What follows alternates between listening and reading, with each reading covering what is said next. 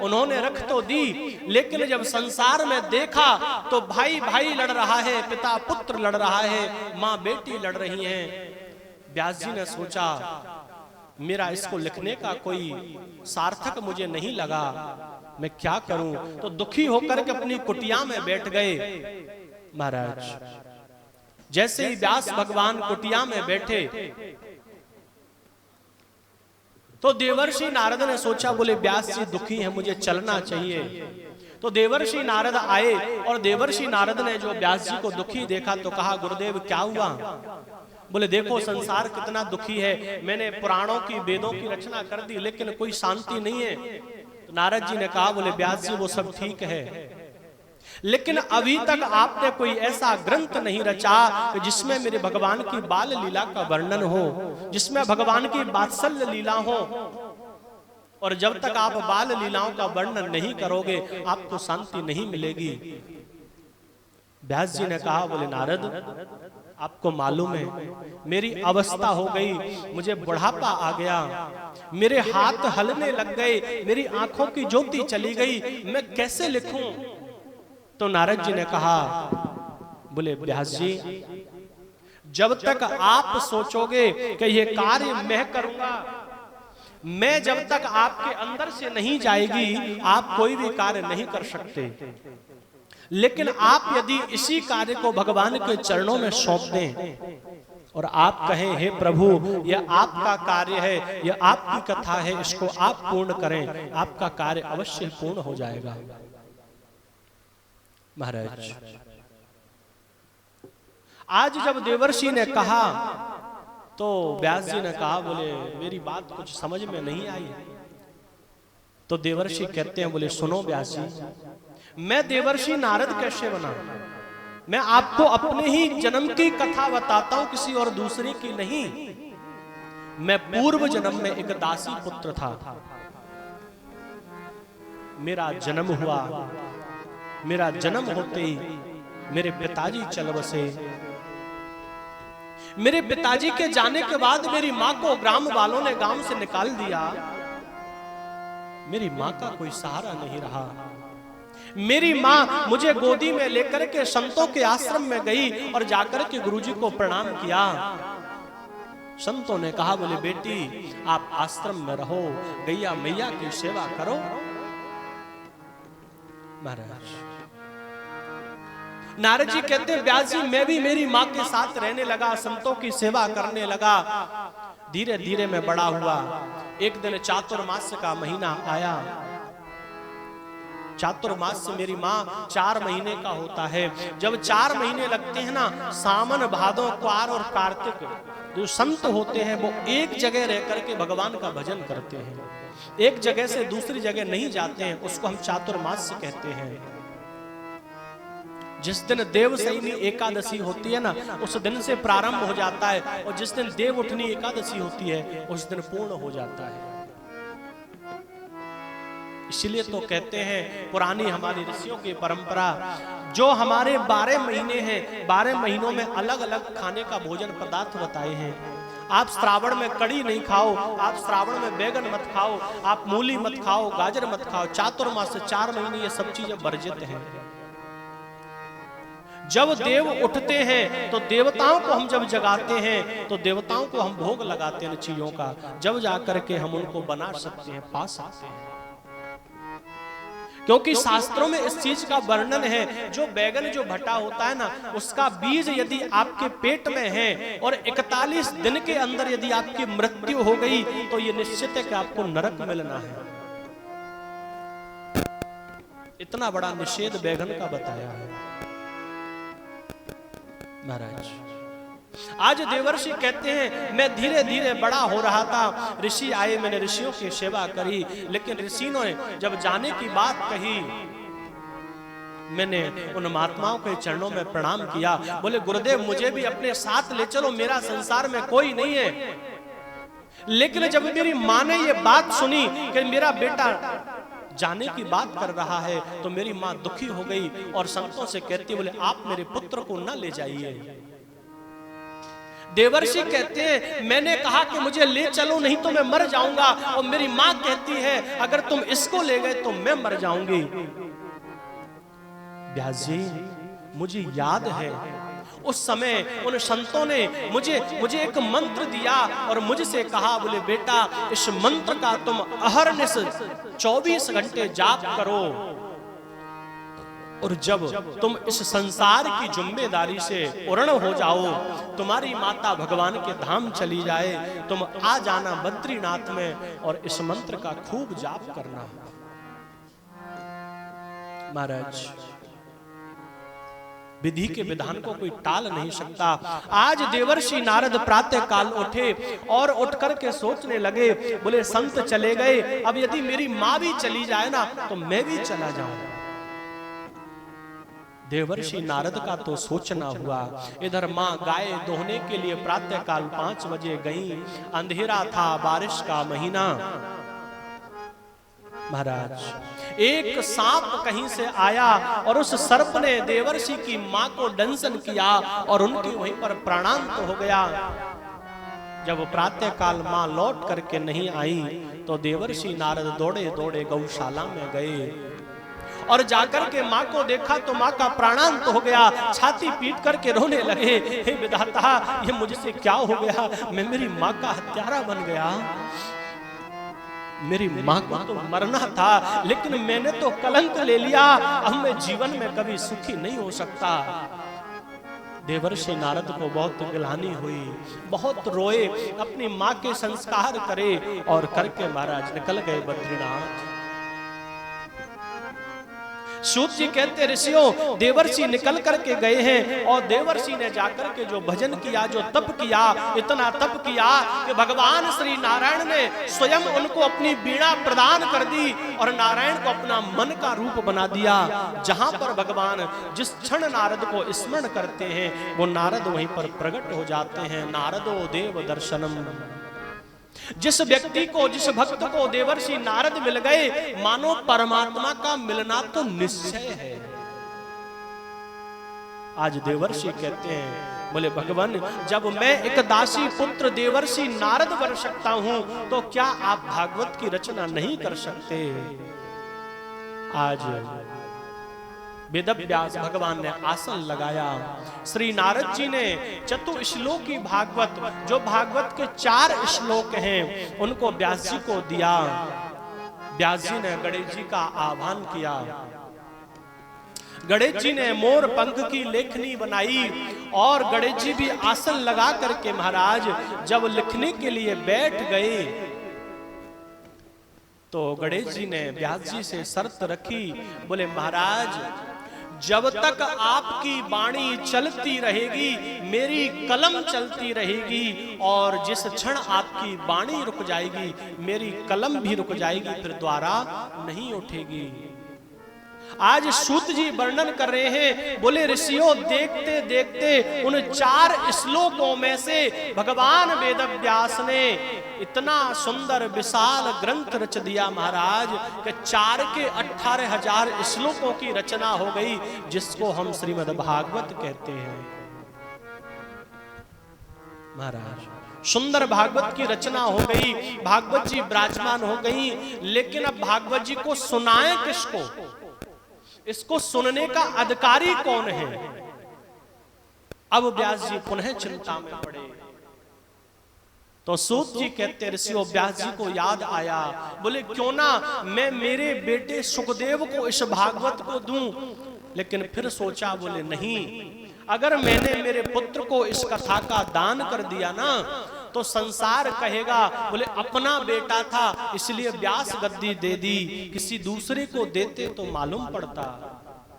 लेकिन व्यास जी ने संसार में दृष्टि डाली तो कोई दूसरा पात्र जब नहीं दिखा तो आज 2-4 अपने शिष्यों को बुलाया है और शिष्यों को बुला करके व्यास भगवान ने उन शिष्यों को भागवत के कुछ श्लोक रटा दिए और कह दिया, बोले जाओ बेटा मेरा पुत्र है सुखदेव, वो वन में भजन में मस्त है, आप उसकी समाधि के पास जाओ, इन श्लोकों को गाओ तो मेरा पुत्र संसार में आ जाएगा, तो मैं उसको ये भागवत का दान कर दूंगा। प्रेम से बोलो राधे राधे। महाराज आज वो गुरुपुत्र वन में गए और जाकर के सुखदेव भगवान जहां बैठे थे उनके चारों तरफ खड़े हो गए और खड़े होकर के उन्होंने सुंदर एक भागवत का श्लोक गुनगुनाया कि बरहा पीड़म नटवर बपुः कर्णयो कर्णिकारं बिभ्रद्वा सह कनक कपिसं वैजयन्ती च माला किरन्धान वेणोरधर सुधर सुदया पूरयन गोप वृन्दै वृन्दारण्यं स्वपदरमणं प्राविशद गीतकीरति। महाराज बरहा पीड़म नटवर बपुः कर्णयो कर्णकारम, बोले जिन भगवान की सुंदर केशों की घुंघराली अलकावली है, जिनके कानों में सुंदर मकराकृत कुंडल है, जिनके जो है ठोड़ी पर सुंदर हीरा विराजमान है, जिनके गले में बनमाला बेजंती तुलसी विराजमान है, जिनके मस्तिष्क पर मोर मुकुट बंसी विराजमान है, ऐसे वो हरि कैसे हैं? बोले वो चित चोर हैं, बोले वो माखन चोर हैं। महाराज सुखदेव भगवान ने जो सुना, बोले इतनी प्यारी सुंदर छवि, इतना सुंदर प्यारा स्वरूप, इनको तो देखना चाहिए। भगवान सुखदेव की समाधि खुल गई। जो समाधि खुली, देखा तो चारों तरफ शिष्य खड़े हैं। बोले वो तो नहीं है, उन्हें आंख बंद कर ली। शिष्यों ने विचार किया, बोले समाधि तो खुली, कुछ असर तो हुआ लेकिन कम हुआ है। बोले चलो दूसरा गुनगुनाते हैं। आज दूसरा श्लोक गाया कि अहो बकीयम स्तन कालकूटम,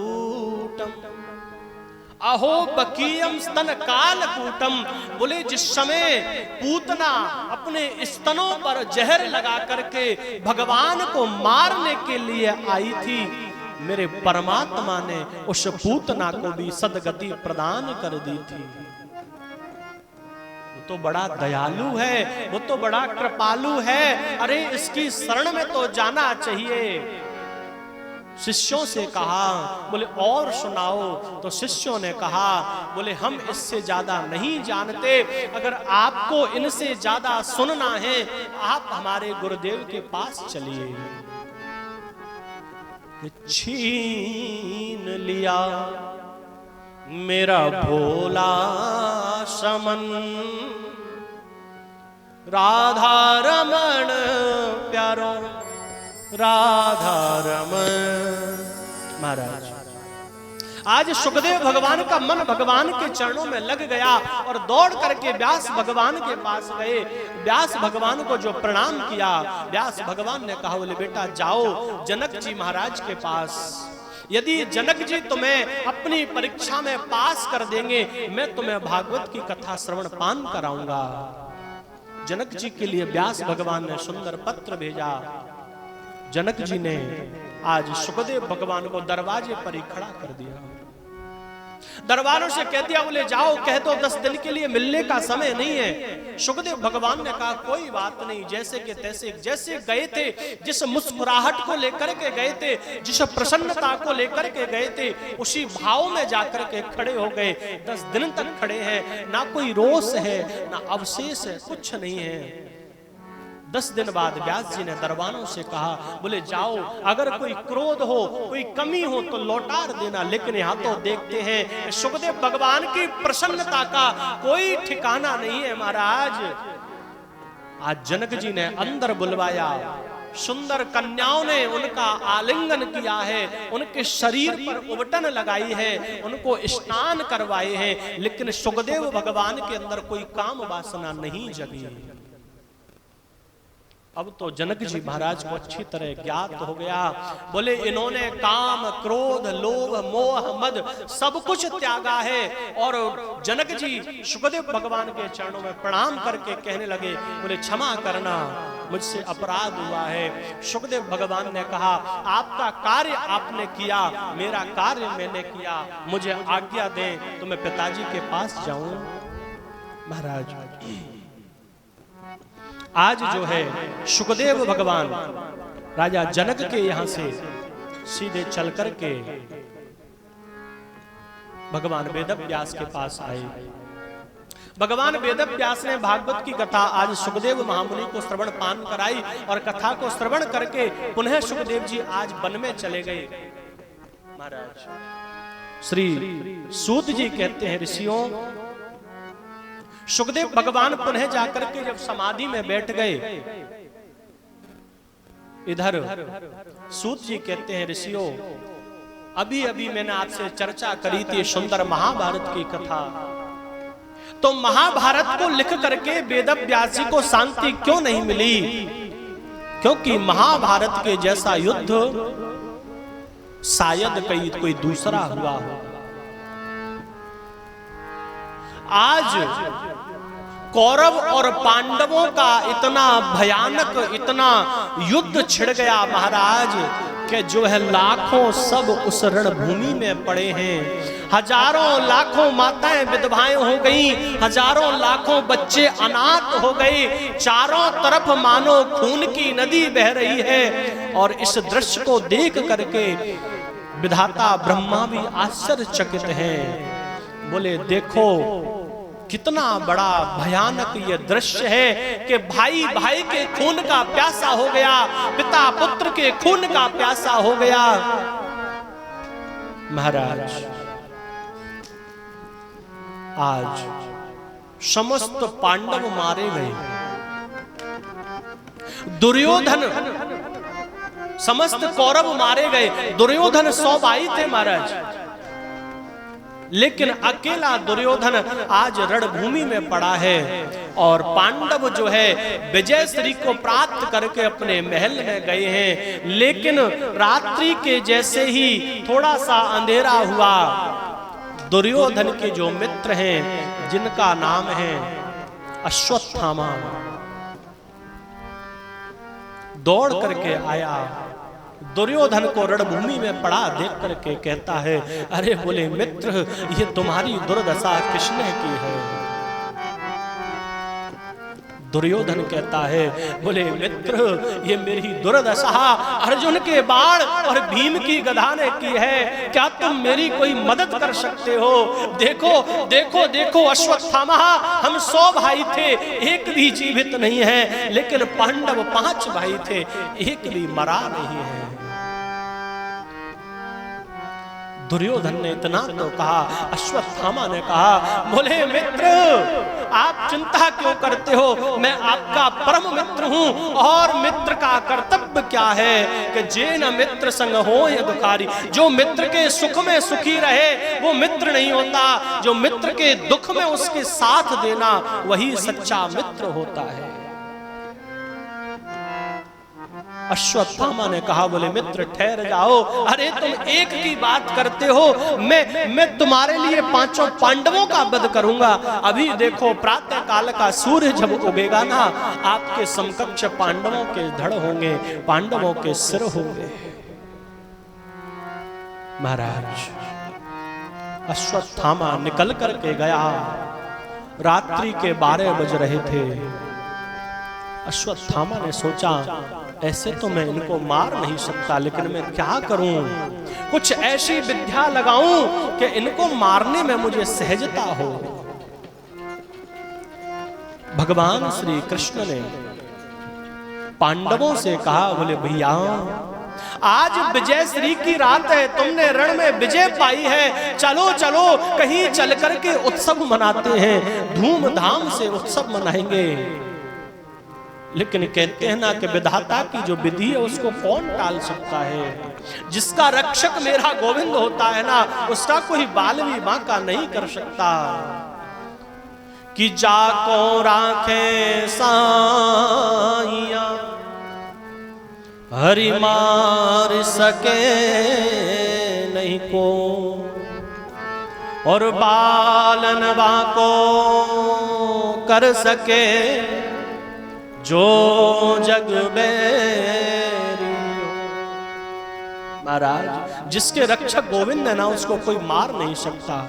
आज पांडवों को लेकर के भगवान चले गए, लेकिन जो पांडवों की सैया थी, जो पांडवों से उत्पन्न है 5 पुत्र, वो आकर के लेट गए और चद्दर उड़ करके शांति से सो गए महाराज।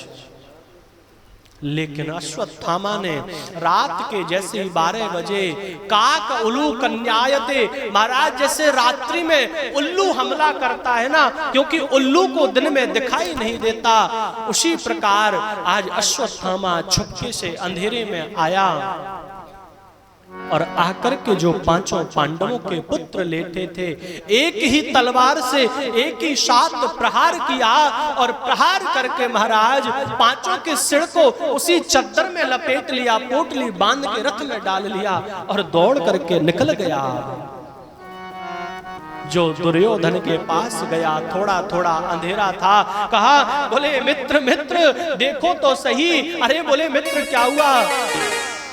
मित्र तुमने कहा था कि एक पांडव का वध कर दो, देखो देखो मैं एक नहीं मैं 5 पांडवों के सिर लाया हूं। दुर्योधन को सुनकर के तो बड़ी खुशी मिली। महाराज दुर्योधन को एक श्राप था, जिस समय सुख और दुख आप दोनों के समाचार सुनोगे आपका प्राणांत तो हो जाएगा। महाराज आज दुर्योधन ने खुशी के मारे सुना, बोले पांडवों के सिर लाया हूं, बोले खोलो खोलो मुझे दिखाओ तो सही। इधर तो खुशी है, लेकिन जो अश्वत्थामा ने खोल करके दिखाया तो पांडव नहीं, ये तो पांडवों के पुत्र हैं। दुर्योधन ने जो सुना और जो देखा, देख करके जमीन पे गिर गया। अरे बोले मित्र तुमने ये क्या कर दिया? तुमने तो हमारे वंश को निर्वंश कर दिया। मित्र मेरा बैर, मेरी दुश्मनी पांडवों से थी, पांडव पुत्रों से नहीं थी। मित्र तुमने इनको मार करके तो मेरे वंश को निर्वंश कर दिया। अब कौन हमें तिलांजलि देगा, कौन हमें जल देगा, कौन हमारा श्राद्ध करेगा, कौन हमें तर्पण करेगा? और महाराज कहते कहते दुर्योधन का प्राणांत हो गया। दुर्योधन का प्राणांत हुआ। अब अश्वत्थामा सोचने लगा, बोले अब यदि कहीं अर्जुन को पता चल गया यह दुष्टता, यह दुष्कर्म मैंने किया है, वो मुझे जीवित नहीं छोड़ेगा। अश्वत्थामा ने रथ को लिया और रथ को लेकर के दौड़ लगाई। प्रातः काल हुआ। प्रातः काल होते ही महाराज आज द्रौपदी उठी है और द्रौपदी ने जो महल में देखा है, खून की धार बह रही है, चीख पड़ी, चिल्लाने लगी, अरे बोले कन्हैया, अरे केशव देखो तो सही क्या हो गया। गोविंद जिस वंश को बचाने के लिए तुमने लाखों प्रयास किए, आज वही तुम्हारा वंश डूब गया।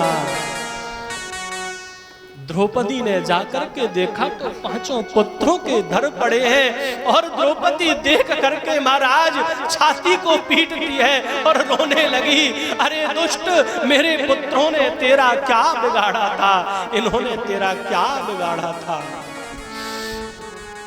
आज द्रौपदी रोने लगी। द्रौपदी की पुकार अर्जुन ने सुनी, मेरे गोविंद द्वारकाधीश ने सुनी, दौड़ करके आए। अर्जुन ने देखा, बोले देवी देवी चिंता मत करो, यह दुष्कर्म जिसने भी किया है, ये दुष्टता जिसने भी करी है, मैं उसको मृत्यु दंड दूंगा। देवी प्रातः काल का सूर्य तो उदय हो गया, लेकिन सायकाल का सूर्य अस्त जब होगा, जब मैं तुम्हारे पुत्रों के हत्यारे को तुम्हारे चरणों में लाके पटक दूंगा। और प्रतिज्ञा लेकर के अर्जुन ने अपने रथ को सजाया। रथ को लेकर के केशव से कहा, बोले चलो केशव। मेरे गोविंद ने रथ की बागडोर हाथ में ली, दौड़ लगा दी। पता चला कि ये दुष्कर्म तो अश्वत्थामा ने किया है। अश्वत्थामा के रथ का पीछा किया, आगे आगे अश्वत्थामा, पीछे पीछे अर्जुन। अश्वत्थामा ने देखा तो अश्वत्थामा ने सोचा ये मुझे जीवित नहीं छोड़ेगा। महाराज अश्वत्थामा से अब कुछ रहा नहीं गया। अश्वत्थामा ने एक ब्रह्म अस्त्र उसके पास था, उस ब्रह्म अस्त्र को चलाया। जैसे ब्रह्म अस्त्र अर्जुन की ओर आने लगा, अर्जुन ने कहा, बोले गोविंद मेरी प्राण रक्षा करो, ये ब्रह्म अस्त्र मुझे जला करके राख कर देगा। भगवान ने कहा, बोले बारे अर्जुन तुम जानते नहीं हो, मुझे कभी कभी तुम पर शक होता है कि तुम मेरे ही शिष्य हो या किसी और के। तुमको मालूम नहीं है, अरे विष की औषधि विष होती है। ये ब्रह्म अस्त्र है, तुम भी ब्रह्म अस्त्र चलाओ, ये दोनों टकरा करके शांत हो जाएंगे। अर्जुन ने भी ब्रह्म अस्त्र चलाया, दोनों जाकर के आकाश में शांत हुए। अर्जुन दौड़ करके गया, अश्वत्थामा के केशों को पकड़ा, रस्सी से बांध दिया और बांध करके रथ में पटक लिया। भगवान ने कहा, बोले अर्जुन अर्जुन तुम क्या कर रहे हो? अर्जुन ने कहा, बोले केशव क्या करूं?